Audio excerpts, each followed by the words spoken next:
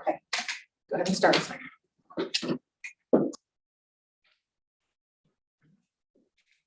I'll open this special meeting of the Tipp City Exempted Village Schools Board of Education. We'll start with the Pledge of Allegiance. Pledge allegiance to the flag of the United States of America and to the republic for which it stands, one nation under God, indivisible, with liberty and justice for all.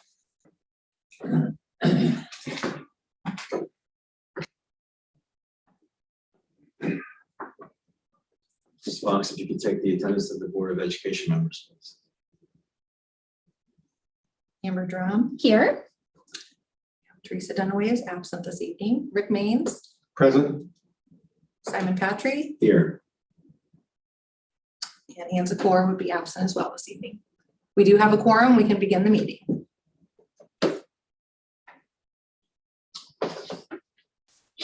The item for the special meeting is to adjourn to executive session for purposes authorized under Board of Education Policy 166, Ohio Revised Code 121.22 G1 to consider the employment compensation of a public employee or official.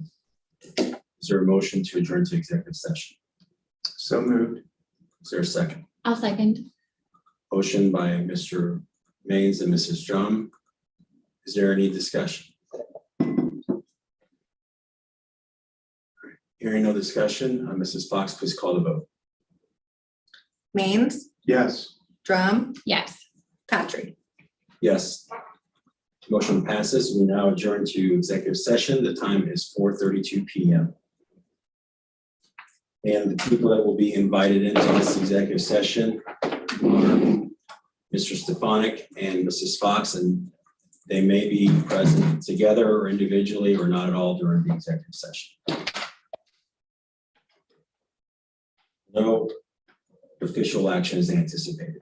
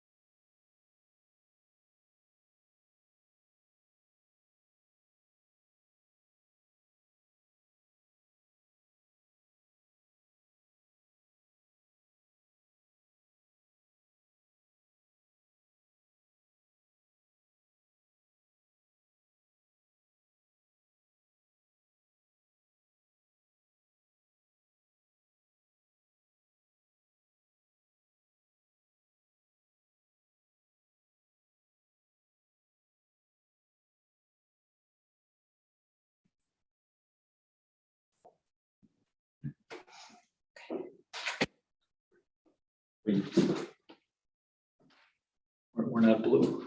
Yeah. The time is now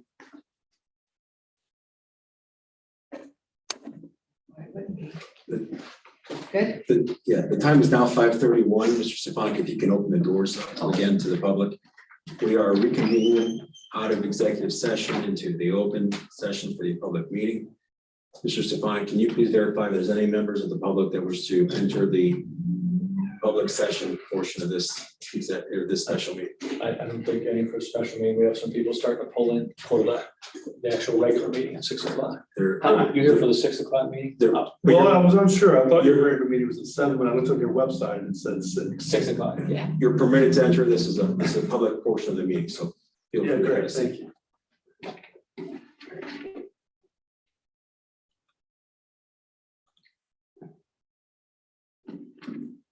And now that we return to regular session and open up the meeting, back open to the public. The only items remaining is item 3, miscellaneous subcommittee meetings. The next work session meeting will take place on Monday, August 8th, 2022, beginning at 5 p.m. The next regular board meeting is occurring this evening at 6 p.m. Following that, the next work session meeting will take place on Monday, August 8th, 2022, beginning at 5 p.m. And the next regular board meeting will take place on Monday, August 22nd, 2022, beginning at 6 p.m. All of these meetings will be taking place at the Board of Education. And with that, I would entertain a motion to adjourn. I move to adjourn. I'll second. All right. Motion to adjourn by Mrs. Drum and Mr. Maines. Is there any discussion? Mrs. Fox, if you could call the vote, please. Drum, Yes. Maines, Yes. and Patrick. Yes. Motion passes. We are now adjourned. The time is 5:33 p.m. Thank you.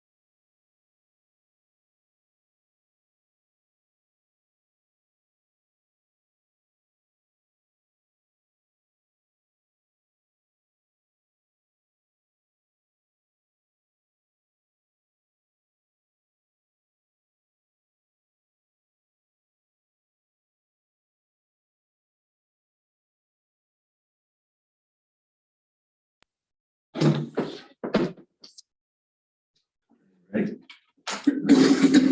Time is 6 p.m. I will now call this meeting of Tipp City Exempted Village Schools Board of Education to order. We'll begin with the Pledge of Allegiance. Pledge of allegiance to the flag of the United States of America and to the republic for which it stands, one nation under God, indivisible, with liberty and justice for all. Fox, you can take the vote, please. Amber Drum here. Teresa Dunaway is absent this evening. Richard Maines, Present. Simon Patry, Here. and then Ms. Anza Gore is absent this evening. We have a quorum and we can begin our meeting. Begin with item 1C, approval of the agenda. Is there a motion to approve? I'll move that we approve the agenda. Is there a second? I'll second. Motion by Mr. Maine, seconded by Mrs. Drum. Are there any motions or is there any discussion related to the motion?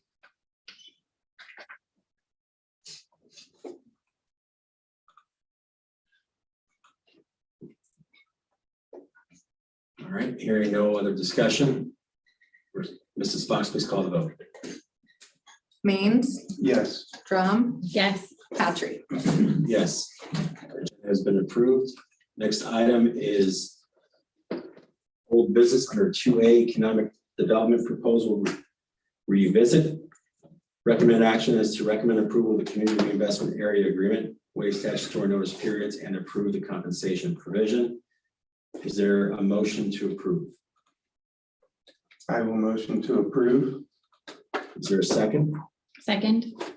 Motion by Mr. Maines, second by Mrs. Drum. Is there any discussion?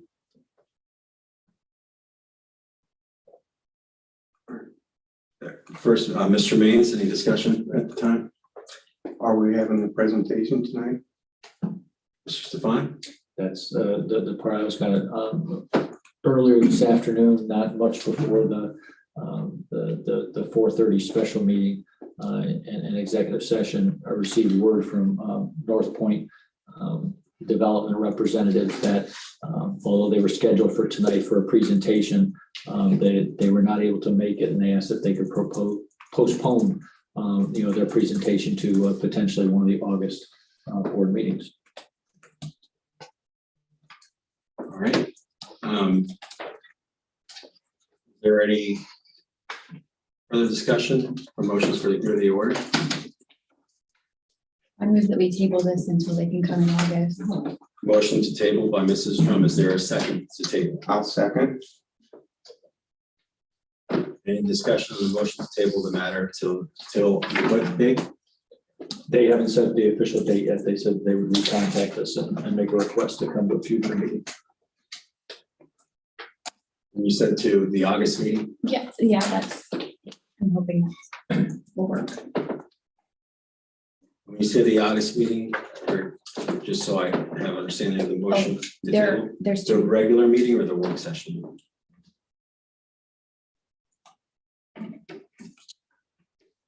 I think from the email that I received that they were planning on the regular meeting Okay, let's say regular meeting as the then. earliest possible. Please, second. And is that your understanding of the motion? You said, Mr. Mason, right? The present motion before the board is motion to table the item 2A until the August regular meeting, which is, I believe, August 22nd, which was made by Mrs. Drum and Mr. Maines. Is there any discussion? All right, here, no discussion. Mrs. Fox, if you could call the vote please, on the motion to table. Drum, Yes. Maines, Yes. Patry. Yes. Motion to table passes. The matter will be heard again at the August meeting on August 22nd.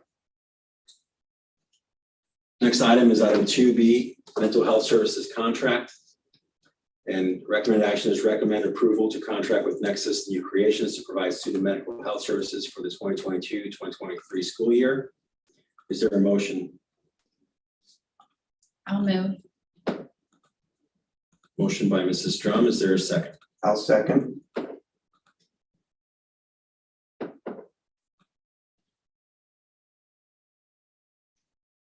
Is there any discussion? Mrs. Drum?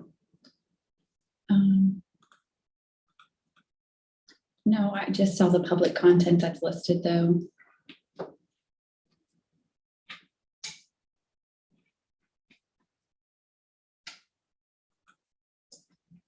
So do you have a question for Mr. Stefanik? You say this item has been requested to be revisited in front of 5-member board. Can you provide some more context to that? Well, at the last meeting, there was a 4-member board and the motion was made and I believe the vote was 2-2. And so there was a request to revisit it in front of a 5-member board to see if a definitive answer could be found with 5 board members rather than 4. So the risk of a 2-2-1 type of vote is low. So they thought that a final decision could be made with a 5-member board. Any other discussion? Mr. Nates? No. I will put some discussion in. Is the first thing is I think that this is more of a renewed motion versus a revisitation. I think procedurally Robert's rules in relation to various different factors, including different meeting, different circumstances, different makeup.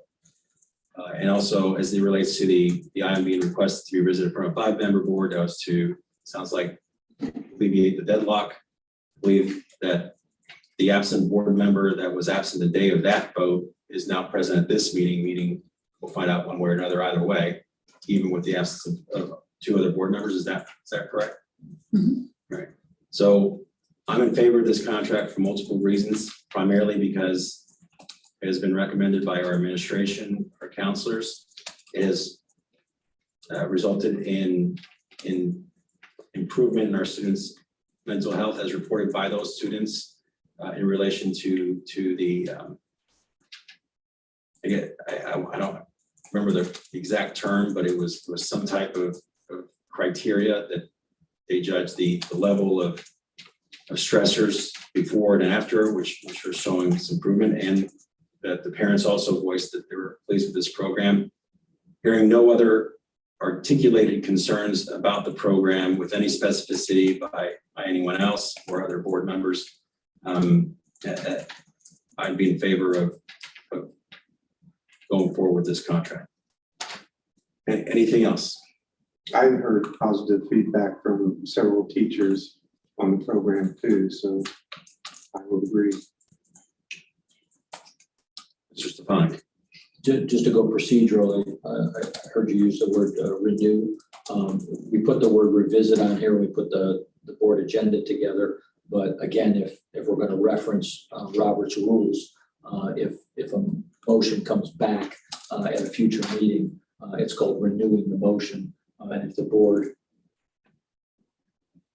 chooses, we can revise the title of the item and just say mental health services contract, renewing the motion, and then it uses the exact terminology that's in Robert's rules. Yeah, I guess the reason that I don't think it needs to be revised in the agenda, I was just identifying for the purpose of Robert's rules that there was not a motion for reconsideration, which is brought at the same meeting or session. And also to point out the reasons there's new circumstances, those new circumstances being that the board member that was absent at the time of the initial vote on the initial motion, not the revisited / renewed, makes that circumstance different and alleviates the deadlock. So is that okay with you, Mr. Spine? Mm-hmm. Any other discussion?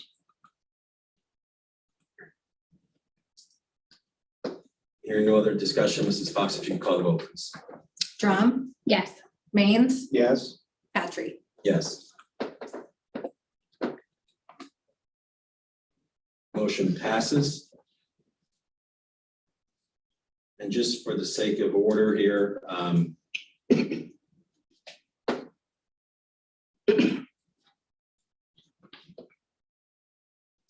because we only have a 3-person board, I just want to make sure everybody understands this, is that order of speaking, I'll be identifying people's desire to speak based on the person who made the motion, the person who seconded, and then naturally, then after that, that would be the 3rd board member that's present, which is myself.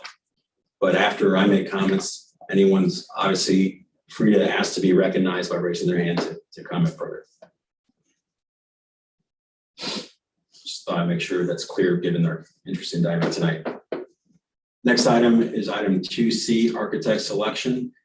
The recommended action is recommended approval to authorize the superintendent to initiate the RFQ process to select an architect as outlined in OCR, and it says OCR, but is that a typo? Is that Ohio Revised Code? Yes. ORC? Yes. 153.65 and 153.71. Is there a motion? I will motion that we make that we approve the recommendation. So you're moving as recommended? Yes. All right, motion by Mr. Maines. Is there a second? I'll second. Second by Mrs. Drum.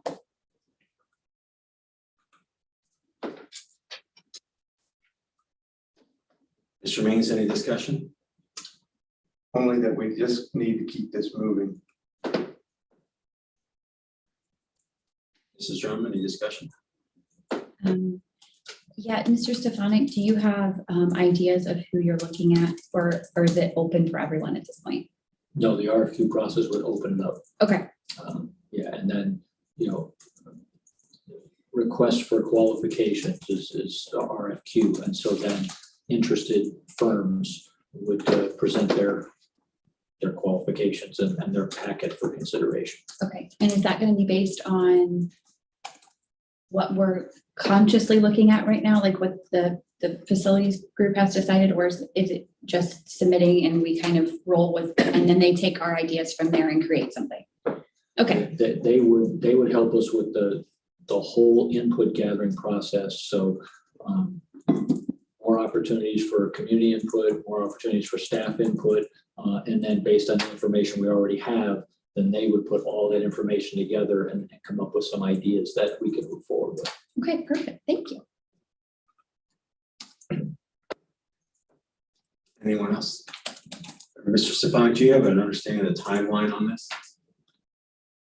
The attorneys that I've requested an RFQ template from, they said that, based on how fast you review the packets, it's something that could be completed in as little as 2 weeks.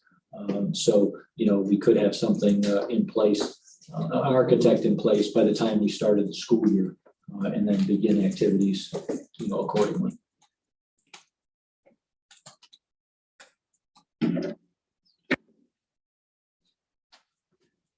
Anyone else have any questions or discussion? All right. Hearing no other, Mrs. Fox, please call the vote. Maines, Yes. Drum, Yes, Patry. Yes. Motion passes. Next item is 3A, committee reports.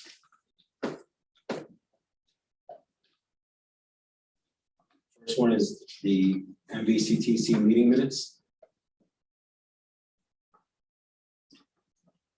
I was not present. You received the minutes. I was not present at that meeting because I was out of the country. However, I did receive the communique from CTC and the treasurer's report. And in that report, he noted that we finished the year about 7.7% greater than what he anticipated at the very beginning. So from a financial standpoint, that's pretty good. And then also, there were a few new part-time employees on the agenda for consideration, which is pretty typical. We go through the same process that Tipp Schools does. So there were quite a few that we have renewed contracts and so forth. One of our pre-nursing students is the Ohio HOSA State Vice President for next year. He completed the state officer training program, attending the conference, and he was selected to carry on the Ohio State flag at the opening ceremony. So he represented the CTC with great pride. The other thing that was pointed out was that we have over 1,000 juniors enrolled for this coming year. So enrollment continues to increase. We had several of the students participate in the HOSA International Leadership Conference, which was held in Nashville, Tennessee. And the following students placed in the top 10 with their respective competition. Life support skills was Malayla Norvell Ingram. She's from Northmont and she was with the medical lab. Personal care was Devin Cordell, also with Northmont. And Devin is with the Health Careers 1A program. And then life support skills was Faith Hatton from Vandalia Butler. And she too was with the medical lab program. So we had several in the Skills USA National competition. And out of that, Carter Boone placed first, bringing home the gold in the inaugural contest in the heavy equipment competition. And James, and I may be pronouncing his name wrong, but because it's spelled Zbiden, so I'm going to say Zabidin, placed third in the National Aviation Maintenance Technology Contest, and he brought home the bronze medal. So CTC had a lot of good representation in national competitions. So congratulations to all of those students. And then we also had Courtney Frost, who's in cosmetology. She's with Huber Heights, and nail care model Olivia Van Skake, and she's with cosmetology in Huber Heights. They also competed in the nationals. So that's my report for CTC for this month. It was a very good month. Anyone else? Mrs. John? Yeah, the Tipp Educational Endowment, they had a special meeting on July 18th. They had a trustee resign, and so Karen Kavis has moved into that trustee position to finish out her term. They also appointed Lisa Santucci as vice president for the calendar year of 2022. So just a little information about that too. Anyone else? From the facilities committee standpoint, we have not reconvened. I'm not in task, and I shouldn't be tasked with calling those meetings, but Mr. Stefanik, I'm suspecting it's because they're waiting on more direction from the board. Is that fair? Yes, we were thinking that starting the architect selection process was the next natural step in the process. And so now that we have that getting ready to get started, then we can determine, who vets those proposals and hopefully soon have a recommendation, for the board, to act on, and then the facilities group can work alongside with the architect and start moving the different activities along. And then as far as and I maybe get the committee, I don't have to memorize the name of the committee, but the audit committee, is that right? For the financing audit, or? I think it's the finance committee, but they take care of the audit process. Yeah. The finance committee was presented the exit interview of the audit, withhold presenting that until the other member of the committee is present, so that she may supplement that report with anything she may have as far as insights. Go ahead, Mr. Stefanik. I'll just do a follow-up on that. Officially, that report hasn't been signed, and a signed copy hasn't been produced. And so if we just wait until we got the official one, that might The official one will be released better. August 2nd. Yep. August We'll have 2nd. it. August 2nd, it will be released on the auditor's website. That's what it's supposed to be. Thank you. And then I think that's all I had for this committee, set of committee reports. Next item, or anything else from anyone? All right, next item is superintendent's comments for opening day. It's just a quick announcement.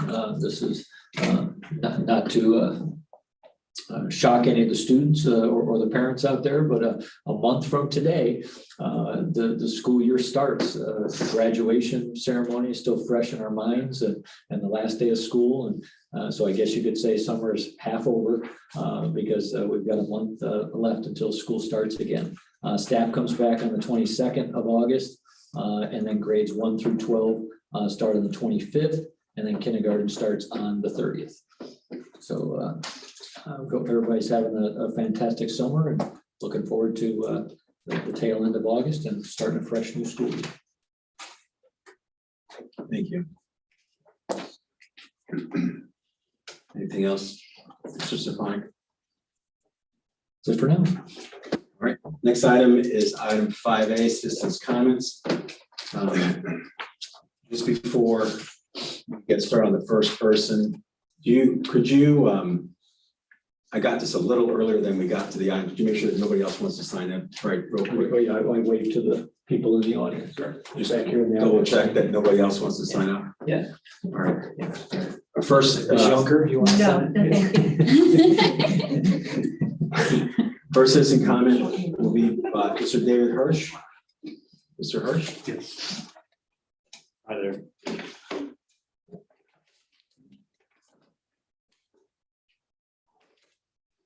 Mr. Hirsch, I'm not sure if you've ever provided comments here, but there's a limitation to the time, which is 5 minutes in duration. That should be less than 5 minutes. All right, go ahead, Mr. No problem.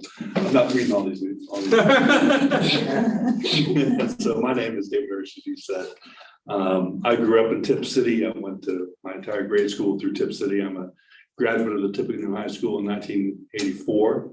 And I'm also a concerned citizen and taxpayer of this district. One of the things I know about growing up here is that people tend to like to compare ourselves to Oakwood every now and then. And so if I may just do that for a moment. According to the U.S. News and World Report, the Oakwood High School is the number 367 ranked high school in the entire country, number 9 in Ohio. Tippecanoe High School, by the same report, is ranked number 3,602 in the country, number 128 in the state of Ohio.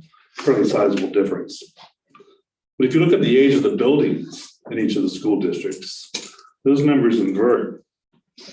In Oakwood, the average age of their 5 buildings is 97 years. The newest building that they have is 87 years old. Their high school is 98 years old. The average age of the Tipp City schools, excluding Central, is 49 years. That's half the average age of the school buildings in the Oakland School District. And just to add to that, while we lived in Chicago for some time, our son graduated from Lincoln Park High School, which is an inner city high school in the city of Chicago. That building is 122 years old. It also happens to rank number 710 in the country by U.S. News and World Report. The point is that new schools don't make great students necessarily. The Tipp Gazette reported last week that the last facilities proposal by this board failed, using their word. But it seems that the proposals that I'm reading about from this board now are pretty much discussing the same ideas that failed when it was presented to the community last time. So if that plan failed, I think it's fair to ask, why didn't the school board go back to the drawing board? And why does this seem they are presenting the same thing over and again? You know, Tipp City wasn't the only district to create a master plan in 2018. Oakwood did as well. My view on that is that plan was fiscally conservative, and the communities agreed with it. Their plan set out over 20 years, a plan to renovate, make improvements, maintain, and expand the existing schools in their system, not tear them down. And as far as I know, nobody in Oakwood has said that plan has failed. In fact, this is an excerpt from their website that I took down today. it shows that they're making progress on many of the initiatives that put forth in the 2018. And some of these ideas that they're actually implementing were rejected by the Tipp City School Board in the plan that they put forth in 2018 and seem to be discussing that today. The justification for the TIP plan that I see, some procurement people may call that the kitchen sink approach, right? It's where you take all these things that need to be done and you throw them in the kitchen sink. And then you add them all up and use that as a justification for buying brand new. You know, the cost will be the same, right? We've heard that out of this for these ideas. Problem is, not everything in the kitchen sink necessarily needs to be done. It can be competitively bid, or they can be done over a period of time. In fact, it always costs more to maintain a building over the long term than it does to buy it up front. So some people might consider the kitchen sink approach not to be so honest in a procurement situation.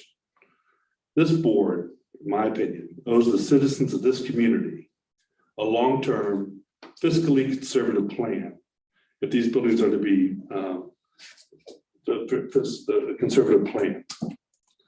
Until this board proposes a fiscally conservative long-term plan, I would encourage the citizens of Tipp Monroe to reject any request by this board to increase our taxes through a levy.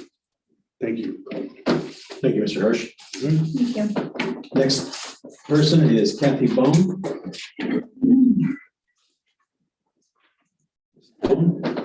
Won't do all my paperwork here either. I'll just show it to you. I'm here tonight to talk about base education. It was implemented by Mr. Stefanik, Ms. Cooper, and Ms. Scott into the schools without the board's knowledge or approval at a cost of $22,500. Upon being called to present the program, they insisted it was required through House Bill 123. That is not a true statement. I emailed each of you House Bill 123. I also sent you a white paper from Pioneer Institute and the Ohio Department of Education's information regarding this bill. While I don't expect you to read it all before the meeting, as I just sent it to you this morning, kind of like you send out the calendars for what's happening tonight, I do hope you will read it.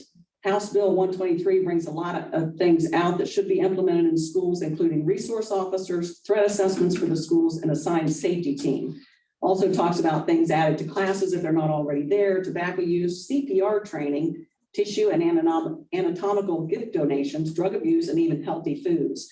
It does bring up 3 items: suicide prevention, social inclusion, and safety training for students that Ms. Scott and Ms. Cooper brought up. However, it states 1 hour per topic, per grade level, with appropriate material for that grade level per school year. It can be done in a classroom setting, an online setting, as homework, or even at an assembly. The Ohio Department of Education must also provide free resources for application of these topics for the students. And it's also required in the bill, board approval. Let's not forget that, since they stepped over the board. Nowhere in the bill does it say that CRT, SEL, or CASEL must be part of the schoolwork for the students. Nowhere in the bill does it state that the students need to be assessed by counselors, teachers, or principals, or make journals that are subject to review by these teachers, counselors, or principals. This also leads me more into base education program itself, is that I find it a little strange. There's not even a parent portal for grades K through 5. So what exactly are they hiding from the parents? Who has access to these assessment tests they're giving? What about mislabeling of students? What about the privacy of students? And how long does this company hold on to the student data, and what do they do with it? Right now, all student data, pre-K through 12, is dumped in the Ohio Department of Education database into the OLDA, which is the Ohio Longitudinal Data Archives, to follow the students throughout their school years and maybe even beyond. This information is then funneled to a research database at Ohio State University. Eventually, it makes its way to the U.S. Department of Education. On numerous occasions over the last few years, the United States Department of Education has had to make appearances before the U.S. House Oversight and Government Reform Committee to explain why they have data breaches of student information and how they're going to fix it. As I've said, it's happened many, many times. So the parents and students should be leery of a failing system on the privacy of students' information. In the white papers I gave you, They talk about severe mislabeling of kids through these SEL programs. Make a mental note when you read about the boy who said a math symbol looked like a gun and the repercussions he faced because he said it. I know a young man in the 6th grade who was given a paper by his teacher, a queer quiz he called it, and asked all sorts of personal questions and wanted his pronouns. He filled them in as spaghetti and meatballs. After the test, he refused to answer her when she spoke to him unless he called her by his proper pronouns, spaghetti and meatballs. He also told me how he has no respect for that teacher anymore or any others that participate in this sort of teaching and activity. Keep in mind, especially young male adolescents as a rule, never take these tests seriously. So I'm not sure how they think they're going to assess these kids and then treat them. Many kids are mislabeled as ADA, ADD, or ADHD due to teachers being over anxious to increase the number of kids with learning disabilities, to increase money to the schools from the government, and demand more teachers need hired. Teachers are not qualified to be psychologists or psychiatrists, and they're really harming the kids by thinking they are qualified. These kids that need help aren't getting it, which is very sad. While they make these programs sound like they're all about teaching the whole child, the teachers are really doing a disservice to kids when they promote SEL, CRT, and CASEL. And if you haven't noticed, the latest Tipp City achievement scores are a dismal 77.3%. Students prepared, pardon me? 37. Students prepared for success, 61. Improving at risk K through 3 readers, 71% are still off track. Only 71.1% of 3rd graders scored proficient on the state English test. 3rd grade through 8th grade arts, math, science were dismal, with the lowest, and there's quite a few of those, being math, 8th grade, 54.8%, with the highest 7th grade English at 83.8. These are awful. This tells me the students aren't being properly taught, and the school board needs to wake up to this pushing of CRT, SEL, and CASEL into the schools. Flush it out, put an end to it, and get back to the basics of these teachers doing what they should be doing, which is teaching these kids basic English, math, literature, history, and so on. So please do your job and get this crap out of the schools. Thank you. Next person is Abby Bowling. Yeah, that's, I can go ahead. My name's Abby Bolin. I live at 861 Hawthorne Drive in Tipp City, Ohio. I am here per your policy 118, philosophy of the board, where citizens are urged to bring concerns to the district to their attention. And that's what I'm doing tonight. I was surprised when I looked at your agenda. We have the economic development proposal revisited. I thought it was done. I thought the corporation announced in the paper it was abandoning the project and that the timeline would not work for them. But here it is again, brought up by you or somebody. Okay, so it's on your agenda. So my concern is your transparency and conflict of interest. You have 3 elected officials on 2 different government bodies that are employed by the same law firm that highlights on their website, quote, wide variety of business clients on all aspects of corporate and business law. Furthermore, including commercial real estate transactions. There is also an elected official on a government board that owns a construction company. So I guess I'm just asking you to make sure that you follow policy 141.2, conflict of interest.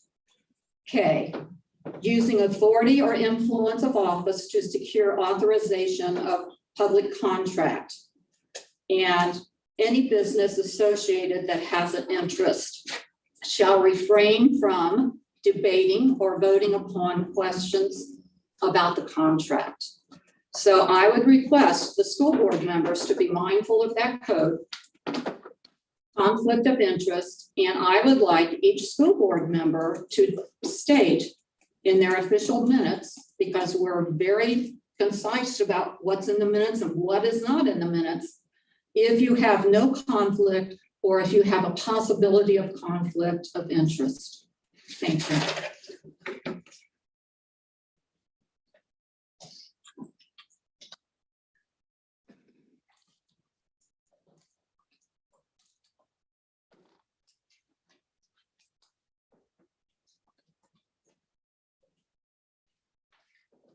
Thank you, Mrs. Bowen.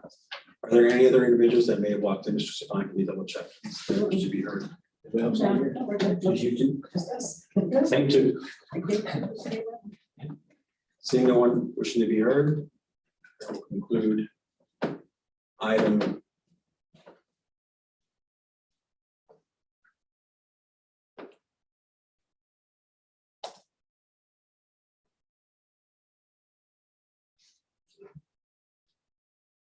five A. We're now on to item 6A, the treasurer's report. Under 6A, monthly financial report. The recommended action is approval of the monthly financial report for June 2022. Is there a motion? I'll motion that we approve the report. Is there a second? Second. Motion by Mr. Maines, second by Mrs. Drum. Mr. Maines, any comments? Question or questions? No, I have no comments. Any questions? No. Mrs. Drum? Yeah, I'm gonna. Yes, Melanie. Okay.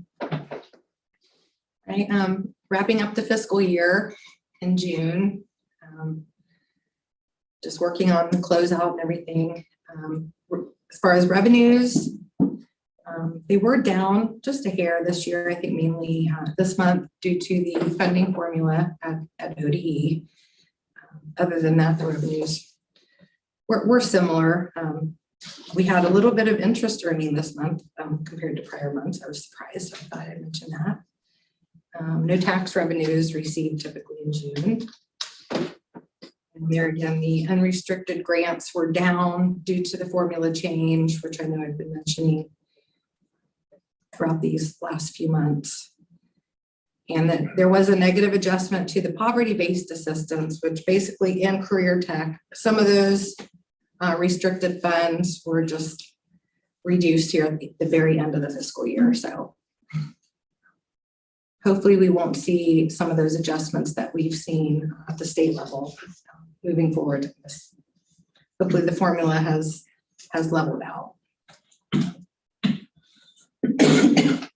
Expenditures, we had 2 payroll periods. I know June was busy trying to get lots of requisitions through and some year-end closeout. So we do have somewhat of an uptick on some of the expenditures.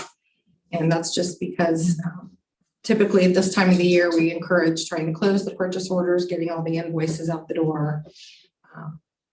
And then we did have a few larger expenses, but I think some of those were on the grants and processing some of our bleachers and so forth, trying to get some of those expenditures through.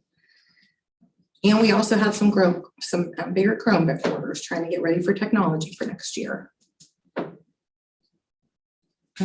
Unfortunately, the healthcare expenses, I know I mentioned last month, I think maybe some of the staff are doing some of their procedures and things, but we did have a slight uptick this month on the claims. So hopefully we'll see that come back down just a hair as school begins to start and so forth. So other than that, I'm anxious for a new fiscal year. So closing this time without the transition piece and Mr. Stevens has been interesting, but luckily last year this time he gave me a lot of advice. So I'm getting through and I think things are going well in the treasurer's office. We did bring in Mackenzie Hatter. She's our payroll specialist or payroll manager, excuse me. And it's been an exciting change in the office and I think she's doing well. So that's been exciting.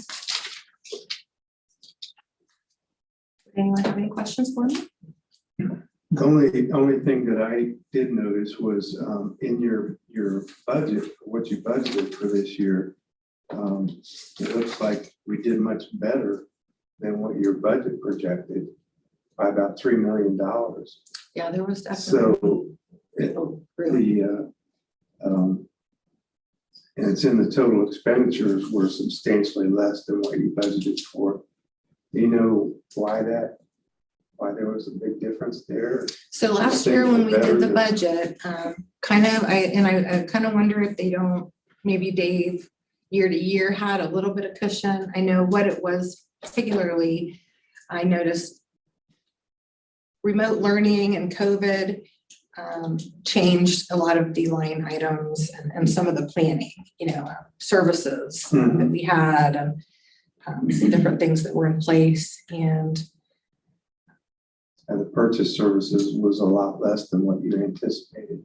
yeah, That was one of the big ones. yeah. And, moving And forward, then we can just supplies kind of and look a little materials. closer. Yeah, I think the budget was a little high, but Very I think they conservative. allow for a maximum expenditure, hoping that we don't have to increase that. But I know we approved the temporary budget last meeting, and I would like to stay within that budget this year and not, we need more for this and more for, So we'll just kind of try to stay as conservative as possible until we get to our levy cycle. So that's my concern. I know personnel, I had to tweak a few of those items on that budget this year to make sure it was more accurate, but seems like year to year, they stay in line from looking back. However, I do see that, and I put a note in there, I think the inflation has affected a few things on the supply side and food. So we'll just have to take it month at a time, kind of this year on cost of goods for sure. So.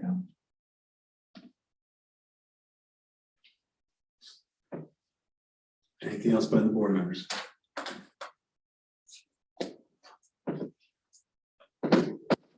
Mrs. Fox, I'm looking at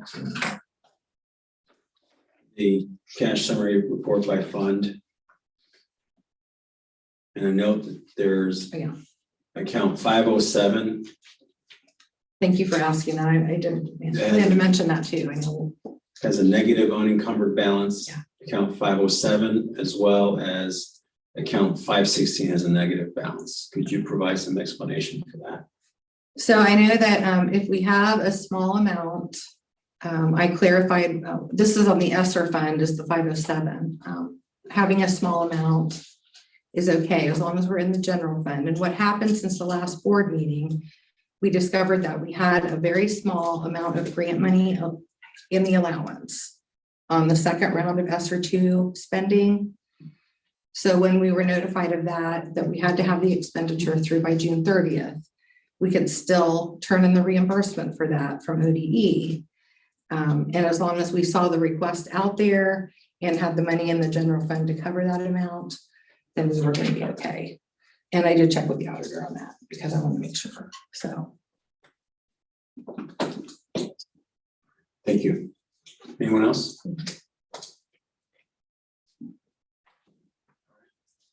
Hearing no other discussion, Mrs. Fox, please call the vote. Ames, Yes. Drum, yes. and Patrick. Abstain. Motion passes. Go ahead, Mr. Stefan. As part of the audit conference that we had, there was a discussion about whether monthly financial reports are presented or whether or not they needed to be approved by the board. Is this a time where the board would want to discuss the process moving forward, or is that a discussion for another time? I think that probably would fall under item 12 of today's agenda for future board agenda items. Would be my view, but I obviously I don't speak for the board, so if anybody has different thoughts. All right. Anything else? Get to item 6A. That motion has been passed and discussion concluded. We're going to item 7A, public records requests. There's an update. And then Mrs. Fox, do you want to present that? I've updated the chart. Mark and I didn't have a whole lot of time this month, because I think some of our needs were put over to the attorney this time. So if you'll see there, we had a little bit of an invoice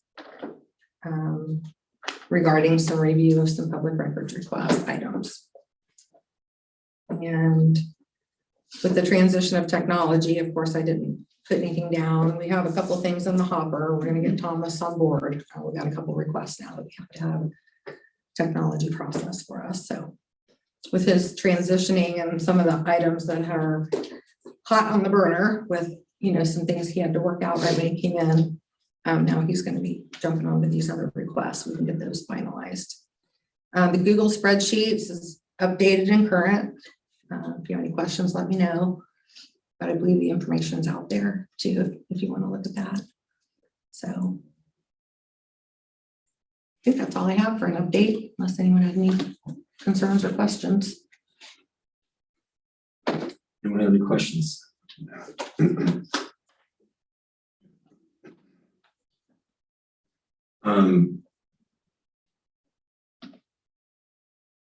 So I see some requests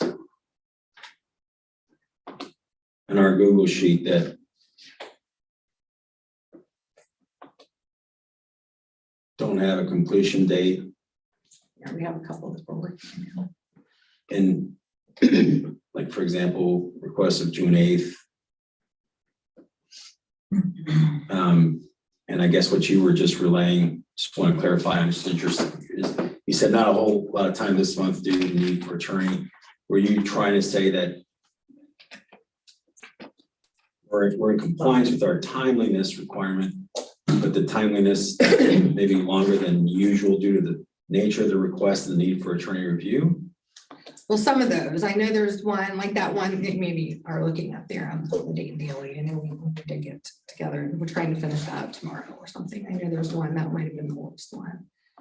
We just, this time of the year that some of these requests came in, between some of that first, second week of June, I know Mark and I got slammed with a lot of the ODE deadlines for our grant requests and some different things that were out there. And just on some of our timelines and workload, we were unable to accommodate some of those. But I know that those that are outstanding are due to be completed very soon. So we'll just plan within the week's time or so, except the technology requests, and I need to get with Thomas. Most of them are remaining pretty current. So I know there's a couple, but that last second week of June there, second, third week of June, and this past, we've been just, we had a couple come in too that we had to process. So I know the turnaround time we're working to improve, so.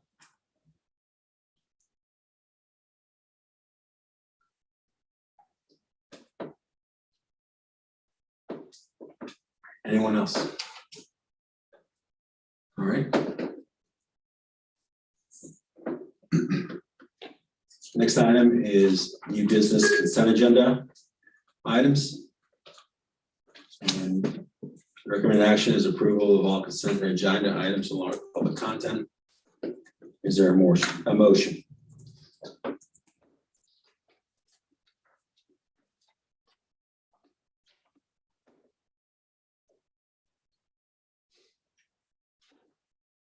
I move to approve the consent agenda. Motion by Mrs. Drum. Is there a second?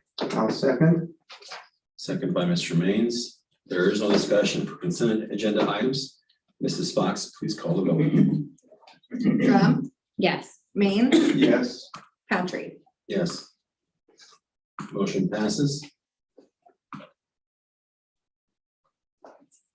Next item on the agenda is item 9A, adjourn executive session. The recommended action is to adjourn executive session for purposes authorized under Board of Education Policy 0166 and Ohio Revised Code 121.22G1 to consider the employment / compensation of public employees or officials.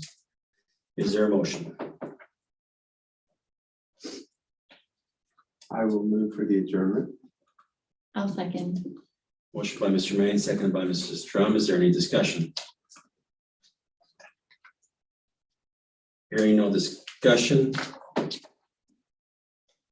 I'll ask Mr. Stefanik, do we anticipate inviting anyone into this session? Ms. Fox, Dr. Huff, for at least part of it, and myself.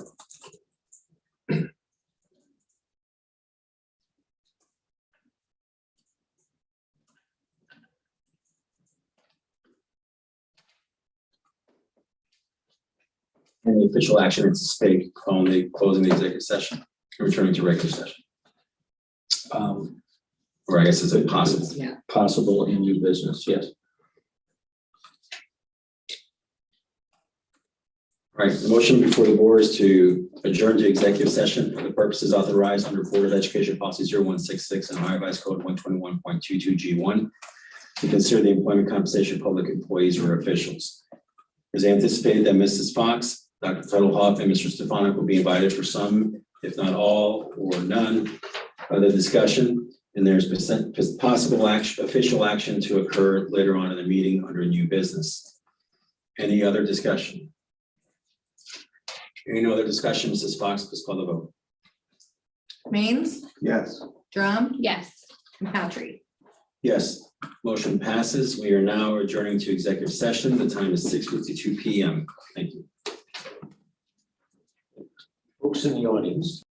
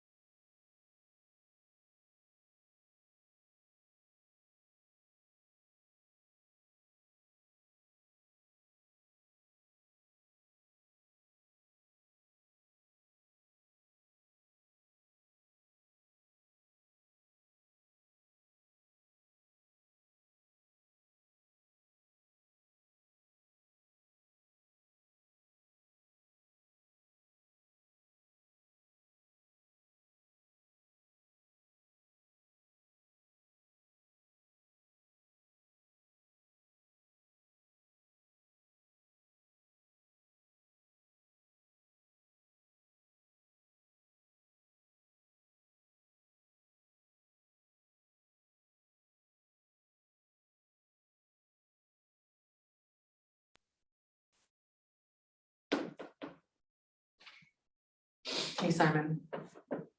Sorry. Good. Thank you. Time is 7:52 p.m. We are returning to the regular session. Mr. Stefanik is opening up the public doors. And then, Mr. Stefanik, can you check outside to see if there's anybody out there? All right, thank you.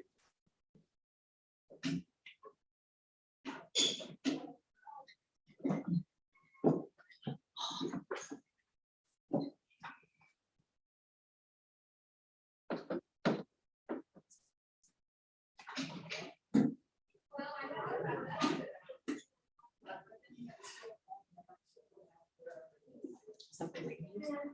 Hmm. Ladies or something. Hi, Dan. Hi. Mr. Barnes, how are you? Oh, I am doing well.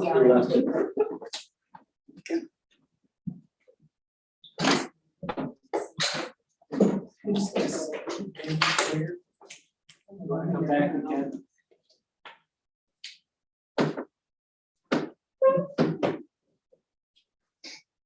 A few minutes of the public to come back into the meeting.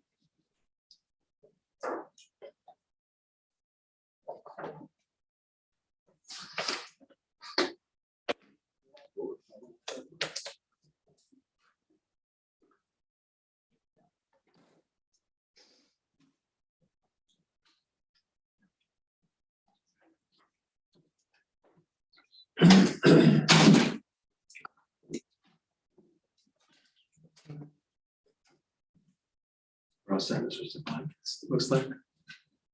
Yes. Thank you. We've now returned to regular session. The doors have been opened to the public. Public has come back in along with some administrative staff. We are on to item 10A, new business administrative salary schedules. Just to note the time is 7:54 p.m. Item 10A, administrative salary schedules for 2022, 2023. The recommended action is recommend approval of the salary schedules for 2022, 2023 school year for administrative staff. Attached to this item is administrative content identified as administrative salary schedules 7/25, 2022. Is there a motion to take the recommended action?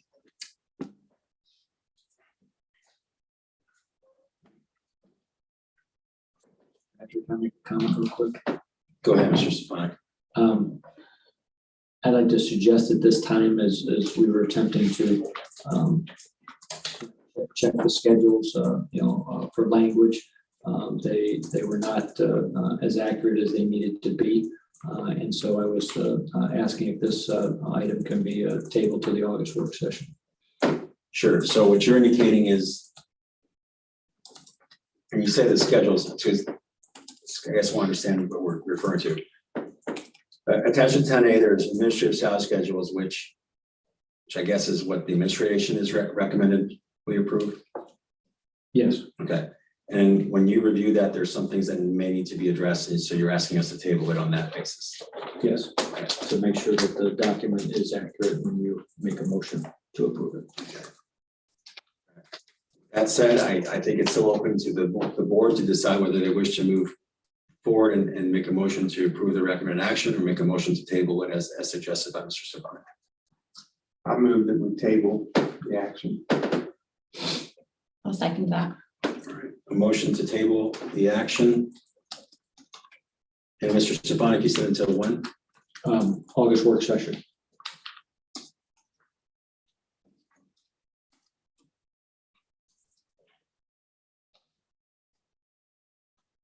Motion to table until the August work session is that until the August work session, your motion, Mr.? Yes.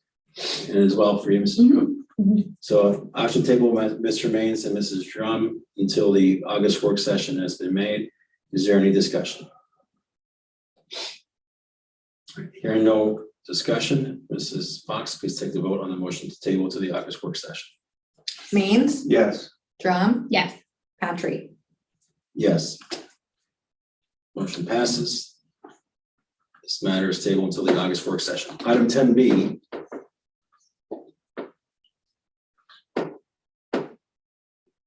Mr. Patrick, if I may. Yeah, This is- yes, sir. This is a partner item to 10A. So I would make the same recommendation on 10B. Is that, to make sure that my recommendation is in the most accurate format for the board to consider. I'd like to move that be tabled to the August work session. All right.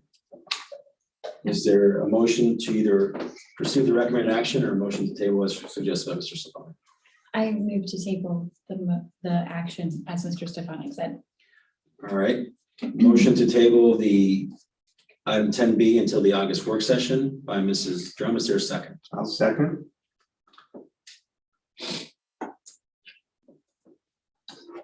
All right, motion by Mr. Drums and Mr. Maines. Is there any discussion, Mrs. Drum?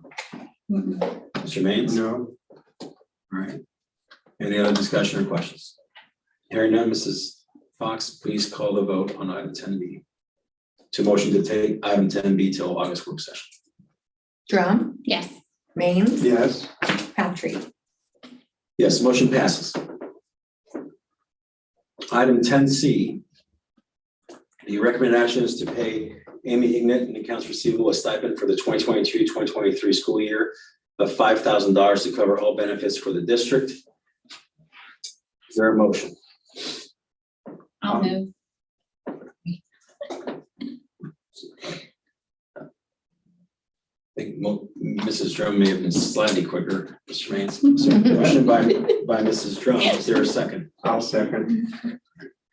Second by Mr. Maines. And Mrs. Drum, do you have any discussion? Mr. Maines, do you have any discussion? No. Mrs. Fox, can you explain a little bit as to why this is needed and it makes sense for the district? Mrs. Igenet is, she has a very good understanding of all of the district's benefits. And she's been here a long time out of all of our staff. Probably a high percentage has only been here, or a small percentage has been here a long time. So it's one good thing that she does have that piece. She knows a lot of people. The difference, what we're doing in the treasurer's office is that with the new the payroll gal, she's Mackenzie, she's trying to get very familiar with all of the payroll processes. And we want her to focus on that. And Amy was doing a little bit, but she's going to take it all and just move forward with handling all the benefits and being the main point of contact for all benefits. That's going to help us in the treasurer's office. And like I said, she's very familiar with a lot of the staff and the programs where Mackenzie is just kind of learning. So we're just going to kind of restructure that piece and add that a little bit more duties to her day to day. So I think it's an appropriate recommendation. So is it a restructuring of duties between the two positions and why the stipend gets moved over? And if so, is that temporary or permanent? This right now is temporary. We may look with HR to look at that in the future, having accounts receivable and benefits be that job with that title. Payroll also does deal a little bit with the benefits as far as the payroll amounts, what's coming out of the check, that kind of thing. But when there's a lot of conversation needed, Amy is very good at that, and she knows a lot of the details as far as the deductibles, a lot of that contact, from claims and so forth. So I think it's just a good move right now, and that would only be throughout the school year, and then we will look at the future school years in the future if that's something that we're looking to change, and we'll discuss that at a later time. And as far as the checks and balances related to, because I know you want different duties in the finance department. I'm completely ignorant, so forgive me, but I know like you typically want to have accounts receivables with one person and they don't have accounts payable duties. Correct. We have Accounts a payable separate. divided. How does benefits work in that picture? Is there any issues there? I think district to district, it may be different. It's under payroll, it's under HR. some districts may have a HR that wants to do all benefits, or some do, placing of all of the staff. So HR is a larger umbrella in the district. Benefits, I see in treasurer's office, I see with a payroll person, I've seen under someone in the finance department. So it is a team effort. We try to have, even Lisa, myself, when there's people calling with questions. So we thought it was a good idea to have Amy be the main point of contact. She's been familiar with a lot of our benefits. So I think it's just more of an administrative decision on who we put over those duties, because I have seen that piece, assigned to different folks in the treasurer's office in different districts. So. Okay, so I guess what you're saying is the fact that we had it split before wasn't related to some type of compliance issue. It was just, then there's no issue with putting it on one person. Right. Okay. And I guess I also ask for forgiveness for mispronouncing Miss Jeanette's name. And clarify that my question in no way, shape, or form is a question to Miss Jeanette's integrity or qualifications. Just trying to understand the makeup. Any other questions or discussion? If we do decide to make the move to make the adjustment, like I said, we'll bring it back to the board, and there'll be some work to do. And I just job descriptions and looking at payroll manager versus accounts receivable and benefits and how those all line up. So we will probably be revisiting no time soon. Any other questions? No. All right. Mrs. Fox, please call the vote. Drum, Yes. Maines. Yes. Patrick. Yes. Motion passes.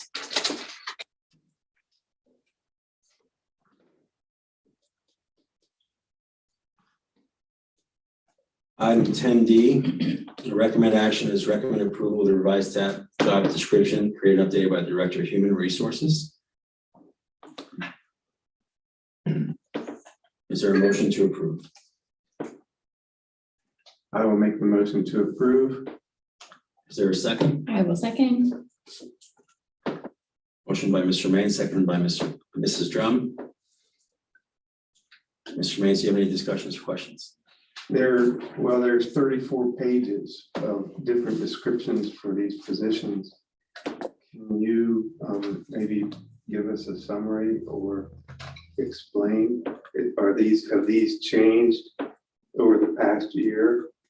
I will yield to Dr. Tuttlehuff. Each of those have some minute changes, but I want to make sure that you had the up-to-date job descriptions. Some were secretaries who in the high school switched up some duties, and I just wanted to make sure those are up to date. Okay. And so Kristen named it, but I think there are 7 job descriptions in that are just minute changes. There are no major changes. Okay. All right. Yeah, if the board will recall, you got a packet of like the entire district's job descriptions that you approved a couple meetings ago. These are some additional ones that had some other revisions, and or ones that may or may not have been included in the packet. And so we're just trying to make sure that the board has approved all the current job descriptions in the district. Okay. Any other questions?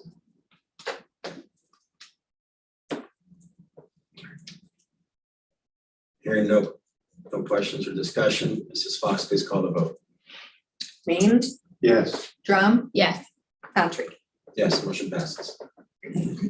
Next item is 10E, student handbooks.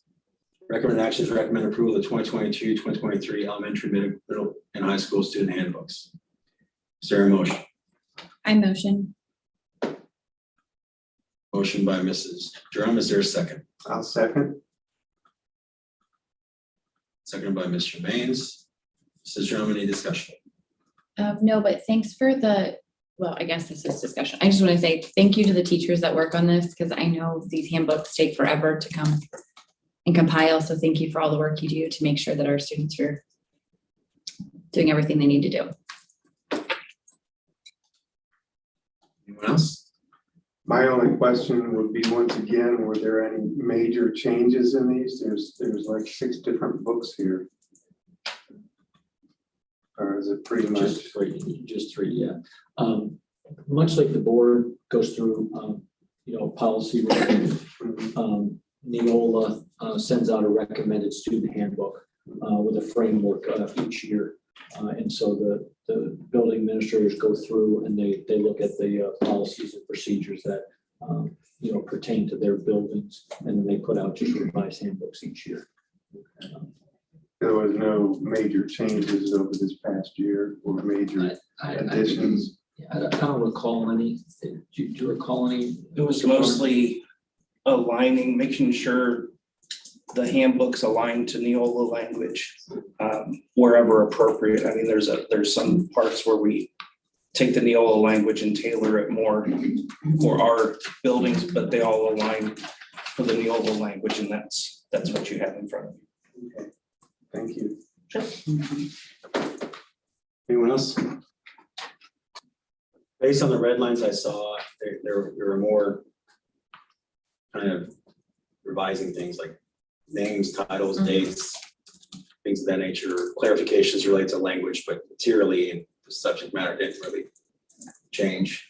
And so to answer your question, Mr. Maines, I think that was my understanding that obviously I'm not an educator, but that's what I that'd be a fair statement, Mr. Stefanik or Mr. Barnes. Yes, it's again, Mr. Barnes used the word alignment. That's what it has to be, just like the board has to align policies to line up with statute. We have to line up the handbooks to make sure it's aligned with board policy. All right. Any other questions or discussion? Mrs. Fox, please call the vote. Drum, Yes. Patry, Yes, Maines. Yes, just for the record, that was a motion by Mrs. Drum and Mr. Maines. Okay, I apologize. No I problem. don't know why I don't mind. thought I clicked your The out of, I'm out of sorry. order, it's okay. It's Drum, just want to make Maines, sure. Patry. yeah. Okay. Motion passes. Next item is 10F 2022 graduation date. The recommended action is recommended approval to move the 2022 graduation ceremony from Saturday, May 27th, 2023 to Sunday, May 28th, 2023 at 7 p.m. to be held at the Hobart Arena. Is there a motion? I will motion to make the requested change. Is there a second? I will second. Motion by Mr. Maines, seconded by Mrs. Drum.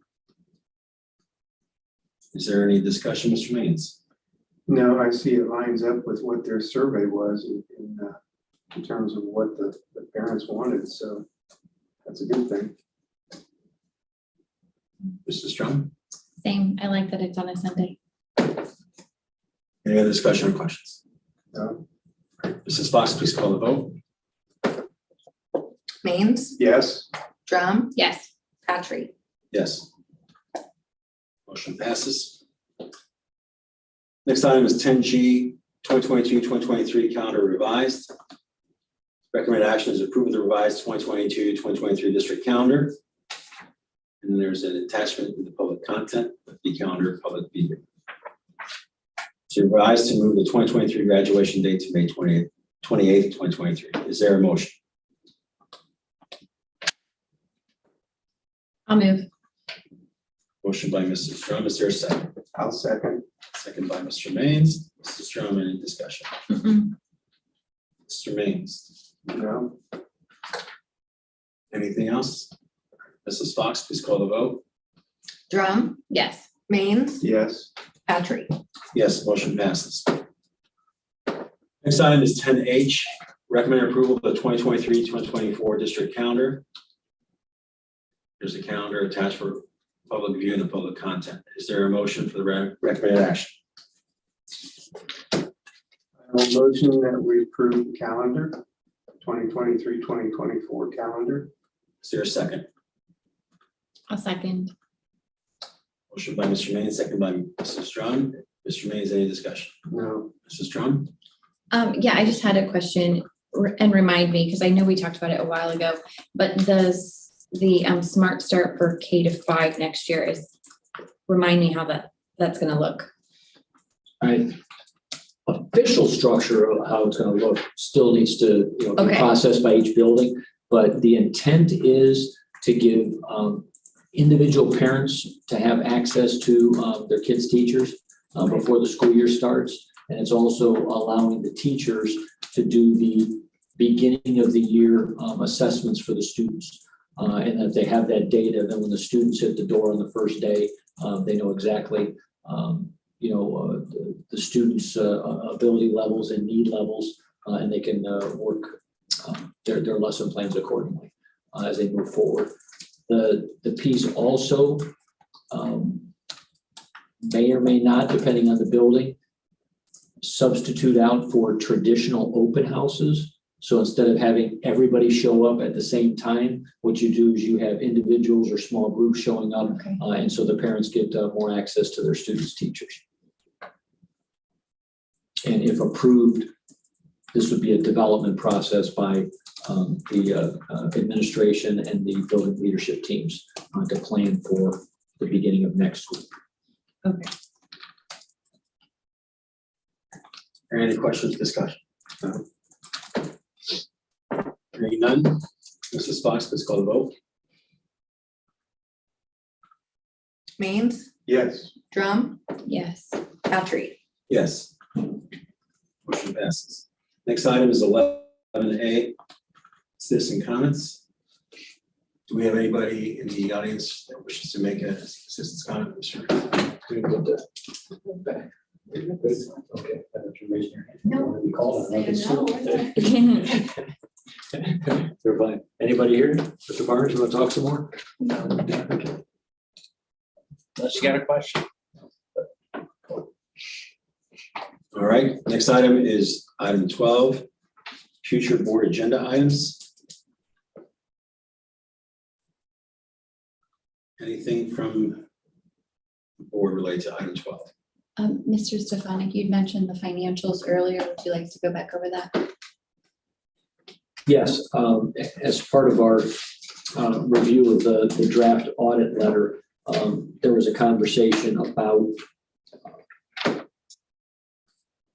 presentation of the monthly financial statements. And according to a comment made by the auditor, there is nothing statutorily, that's the right word, that requires the board to approve the financial statements each month. They said that it's a good idea to present the monthly financial statements to just communicate to the, to the public the actions that were taken in any given month. But the question about whether or not there had to be an approval process, it was stated that it doesn't have to be an approval process. So it'd be more like a report rather than an action item. And so I think the question was possibly triggered because when our monthly financial statements come on, we have some abstentions. Mhm. And so they were asking what could be done to get a unanimous approval or, majority board approval on a continuous basis. And then the conversation went around that you don't necessarily have to act on it. You just receive the information and you can move forward from there. But typically on our board agendas, it is an action item. Mhm. So if the board would want to change that, then there would have to be, a directive from the board, in form of a resolution to change the way we set up our board agenda. So I didn't know if the board wanted to consider that or. I think we should consider it. It certainly makes sense to me. I've always had a hard time balancing. Obviously, every board member has a statutory duty to review the financial statements, the budgets, and things, and understand them and ask questions when they don't, and to point out anything that they have a concern about. Balancing that obligation, which is never ending, versus being presented a financial statement that we're asked to approve that we really haven't reconciled individually. Like, I'm not going through every check and the bank statement and balancing the checkbook, so to speak. So, and I just can't imagine qualifications long enough to make me say yes to that. And so that's kind of interesting. And I certainly think that makes sense to discuss.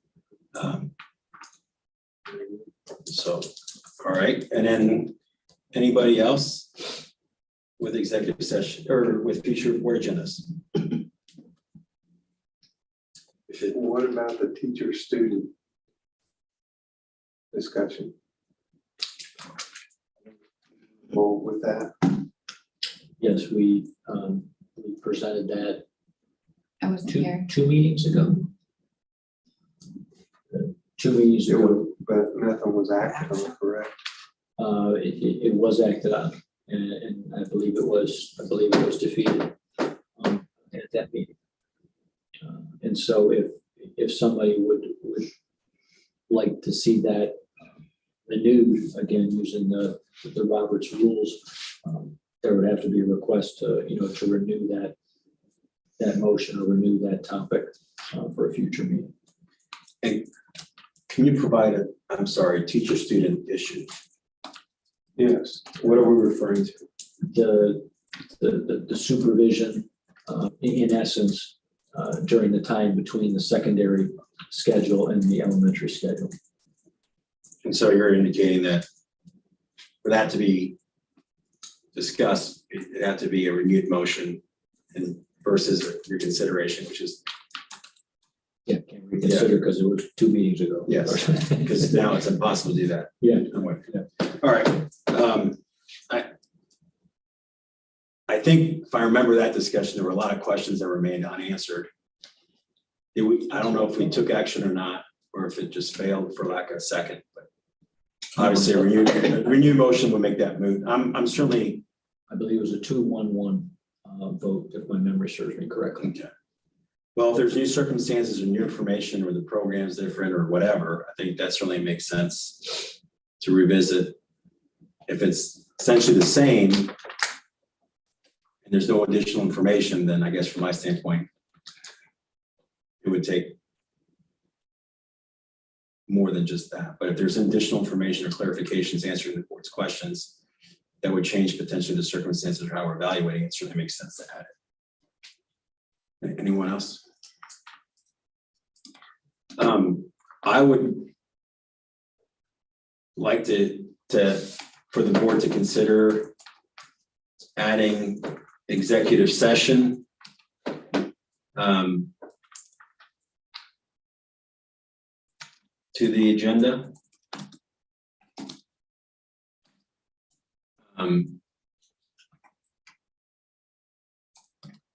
There's been comments made that voting has occurred in executive session, that executive sessions was violated in the last 6 months.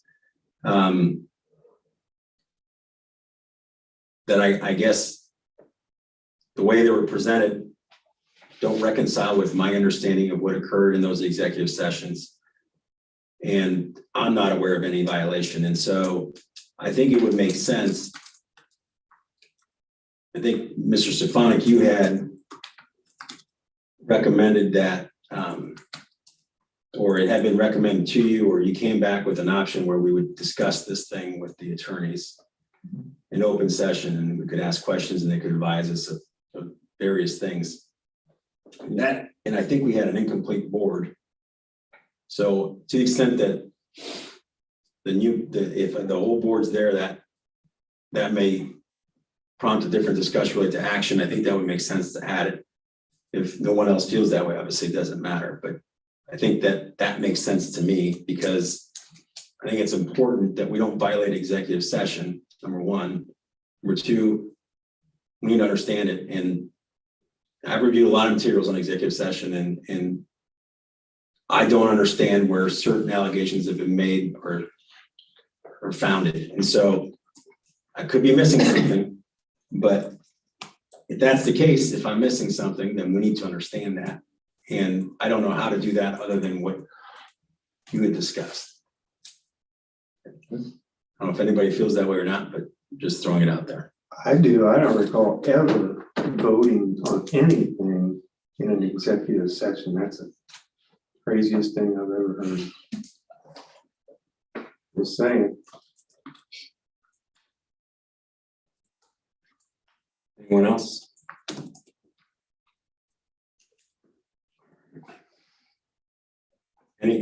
Anything else related to future board agendas?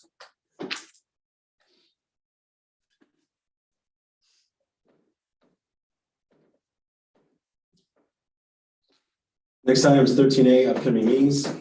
Next work session meeting will take place on Monday, August 8th, 2022, beginning at 5 p.m.